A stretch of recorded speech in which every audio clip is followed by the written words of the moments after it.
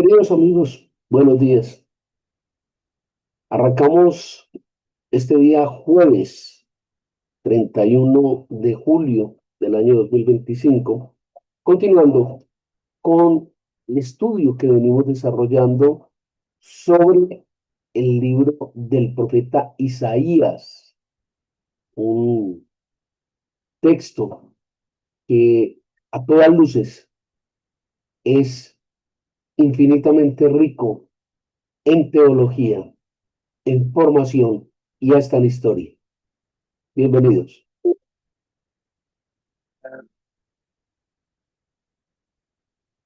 Continuamos con el capítulo 12 del libro del profeta Isaías, quizás uno de los capítulos más breves que tiene el libro de Isaías y quizás de la Biblia.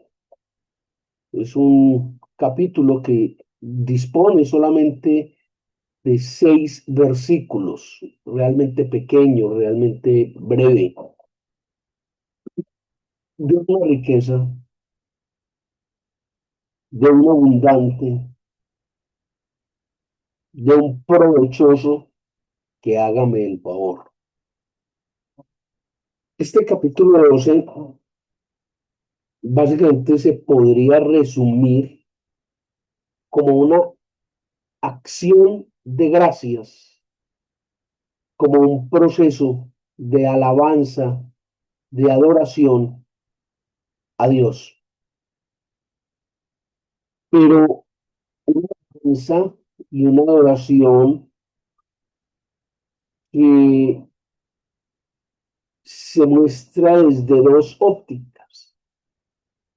La primera de ellas es una óptica en la que se reconoce de parte del hombre su miseria, su error, su torpeza. Y de otra parte, claramente se vislumbra ese amor, esa omnipotencia, esa misericordia infinita de Dios. Y es como a través de estas dos líneas, de una manera magistral, se logran interconectar para que precisamente, habiendo reconocido esa torpeza, ese pecado, ese error del hombre, y estando Dios en esa condición de omnipotencia y de misericordia, se ve la alabanza y la adoración de este hombre por su creador. Y como les decía, es una cosa extraordinaria, porque esto solo se puede eh, explicar, dar a conocer por el autor en tan solo 6 versículos. O sea, una cosa extraordinaria, porque es un tema bastante extenso, el tema del pecado y el tema de la misericordia y del amor de Dios. Como hemos dicho en otras ocasiones en este ministerio, quizás uno de los temas más conflictivos que tiene la Biblia, uno de los temas más densos, más poco enseñados y más poco entendidos por los creyentes, y es determinar cómo, si Dios es justo, no puede perdonar, pero si Dios es amor, entonces no puede juzgar. Y es ese gran conflicto que se presenta para el cristiano y para el creyente y que pocas veces es explicado o entendido. Y en estos 6 versículos se exalta por parte del autor, el profeta Isaías, toda esta condición de una manera extraordinaria, de una manera magistral. Mostrar, por un lado, el error del hombre, el pecado del hombre, y por otro lado, el tremendo amor, la infinita misericordia de Dios para con ese hombre. Y eso precisamente lo hace merecedor de esa alabanza, de esa adoración. Dice allí, para empezar sobre el versículo 1, en aquel día, cuando habla de en aquel día, indefectiblemente se está refiriendo a un tiempo futuro. No es ahora, no es ya, aunque con la venida de Cristo ya se dio, ya se generó, ya se estableció el amor profundo, la misericordia y el pago de ese juicio que se dio sobre el pecado del hombre. Claramente lo podemos entender cuando vamos al Evangelio de Juan, capítulo 3 versículo 16. Juan 3 16. Allí vamos a encontrar esa explicación y esa expiación, ese pago que hizo Jesucristo por nosotros. Tremendo, tremendo. Y lo vemos desde el profeta Isaías cuando habla en aquel día, ya hablando de ese futuro. Establece a versículo o a renglón seguido, en aquel día cantaré a ti, mi canto y mi alabanza serán para ti. Es decir, el hombre, el autor, conoce claramente, abiertamente, la gloria y la majestad de Dios. Reconoce a Dios como el único Dios, como ese ser grande, maravilloso, como ese creador y dueño de la creación. Extraordinario. Continúa allí, te enojaste conmigo por mi error.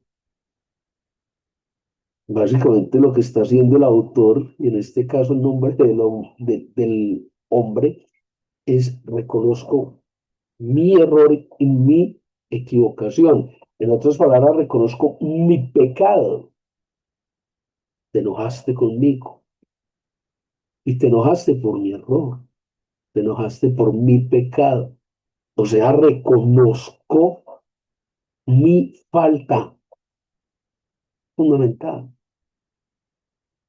Si yo no tengo conciencia de pecado, entonces no tengo pecado. No necesito que nadie pague por mí. Si yo no reconozco mi error, entonces yo no tengo que pedir perdón por nada. Yo no tengo que arrepentirme de nada. Ay, si no me equivoqué, yo acá me equivoqué. Los que equivocan son los demás, yo no. Ah, no. Vea usted.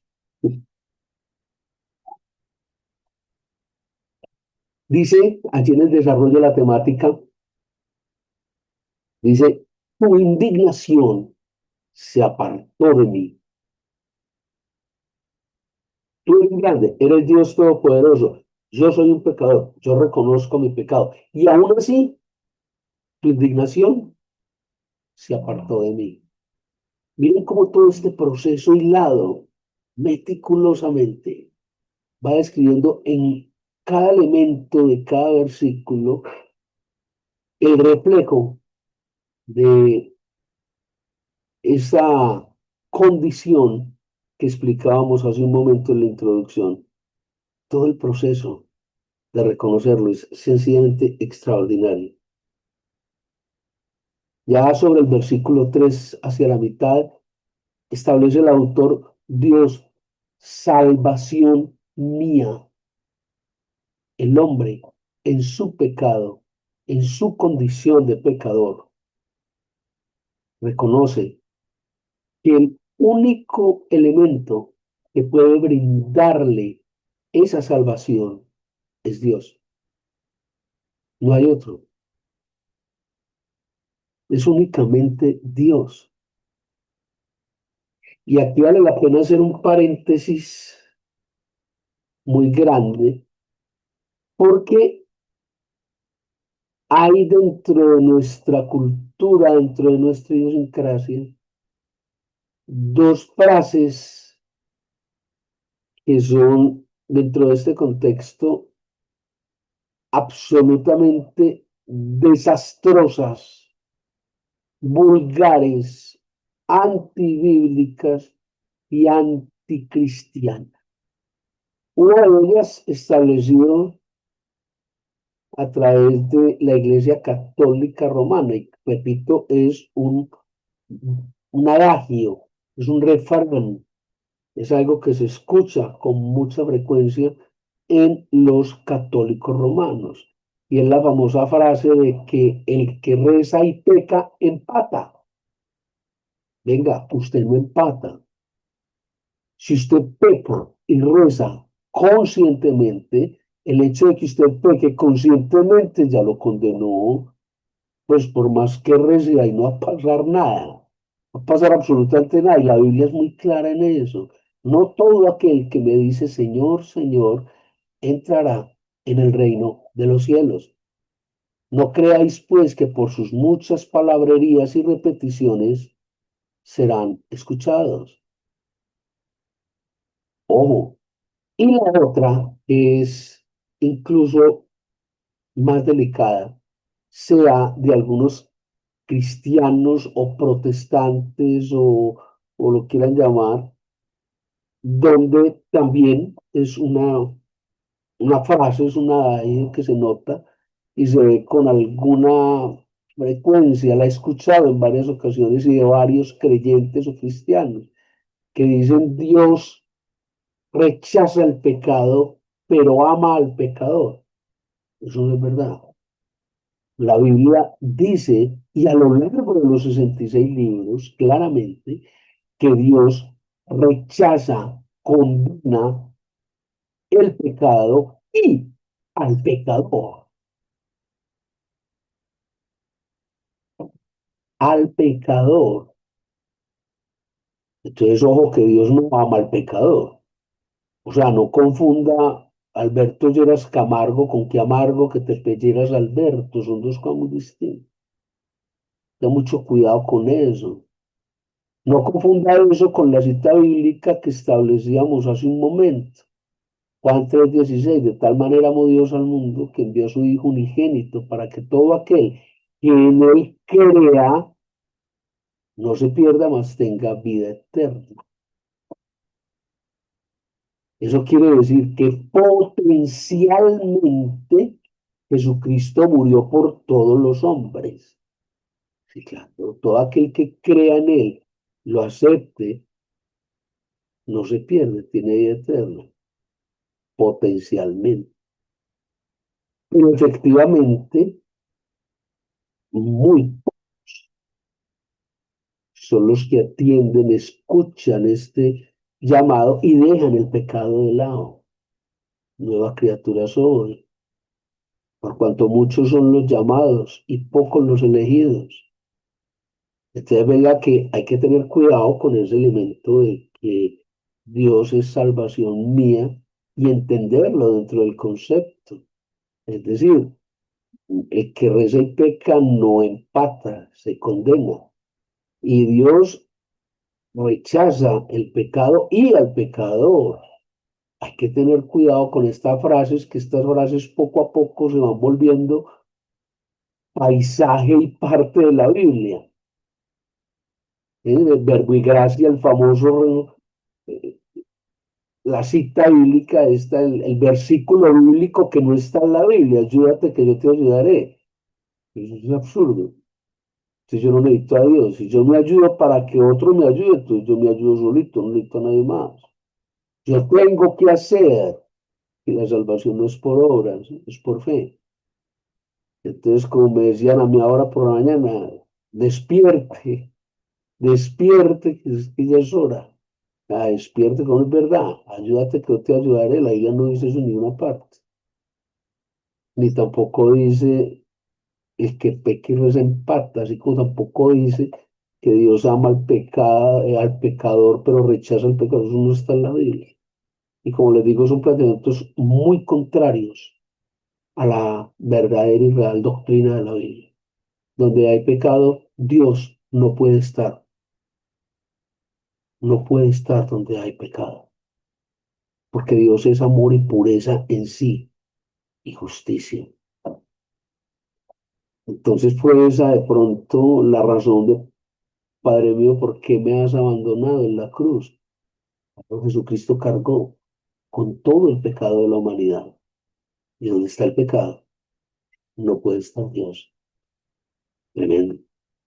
Entonces, vamos viendo ese reconocimiento que hace el hombre en medio de su pecado, Dios, salvación mía, y cómo Dios le da esa única opción de salvación y lo consuela, dice allí en el versículo 3 o tal vez el 4, ¿sí? Y consecuencia de esa salvación, el autor coloca allí una frase maravillosa, extraordinaria. Y por algo es tan importante, puesto que se repite 367 veces en la Biblia. Es lo que más se repite en toda la Biblia, en los 66 libros bíblicos. No temeré, no temas. Y esto es una cosa extraordinaria. Miremos el resumen contextual de este capítulo 12. Soy pecador, reconozco mi pecado, me convierto a Dios, reconozco y Dios está dispuesto en su amor y en su misericordia a perdonarme, a brindarme mi salvación. Por esta razón, yo lo alabo, lo bendigo y esto me lleva a que no tengo temor de nada en el mundo. ¿Ven el hilo de las cosas? Es una cosa extraordinaria y nos da una tremenda dificultad entender un proceso que es tan simple, pero a la vez tan complejo, tan difícil. Y allí está escrito todo el proceso.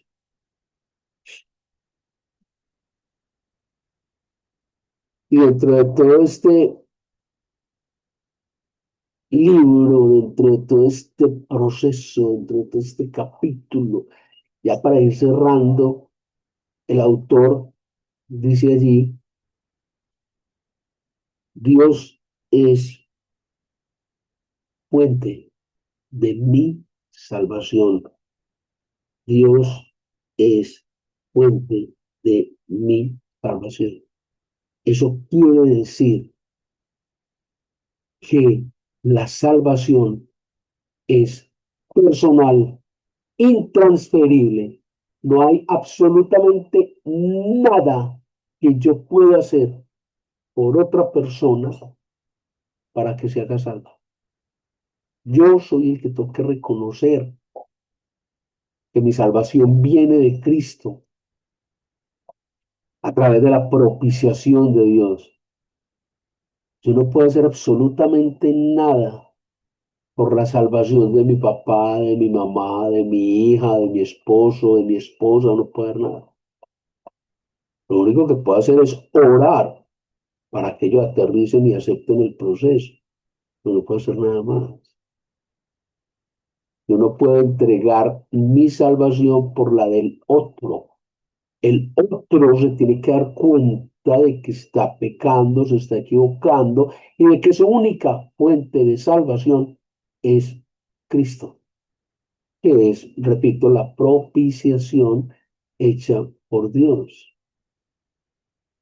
Ahora bien, ya en la parte final de este capítulo 12 y como consecuencia de todo este mundo que hemos explicado, de todo este proceso detallado que se ha dado a través de Dios y de mi reconocimiento, viene una consecuencia que está reflejada en dos elementos. El primero dice, y diréis en aquel día, de la gloria de Dios. Eso quiere decir que como yo estoy experimentando el amor y la misericordia de Dios a través de todo lo que acabamos de explicar, yo le proclamo a los demás, yo voy y le cuento a los demás, le digo a los demás de la gloria, el amor y de la bendición que ha llegado sobre mi vida y del amor de Cristo, del amor de Dios, de la obra magistral para salvación mía y suya, y suya. Es una cosa extraordinaria, maravillosa. Y el segundo elemento, además de ir a compartir la obra de Cristo, es con el que remata este capítulo 12 en el versículo 6. Y toda la tierra lo sabrá. Tremendísimo. Toda la tierra lo sabrá. Totalmente coherente con el libro de Apocalipsis, que establece que hasta que toda la tierra, toda la creación, no conozca el Evangelio, no se dará la segunda venida. Tremendo, tremendo. Todo un proceso de adoración a Dios, todo un proceso de reconocimiento de quién soy yo y de quién es Dios y de por qué Dios es el único digno de honra y adoración por todos los siglos. Que el Señor les guarde. Denle una leidita ya al capítulo 12 del libro del profeta Isaías. Deleítese, como tuve la oportunidad de hacerlo yo, preparando el tema. Que el Señor les guarde. Chao.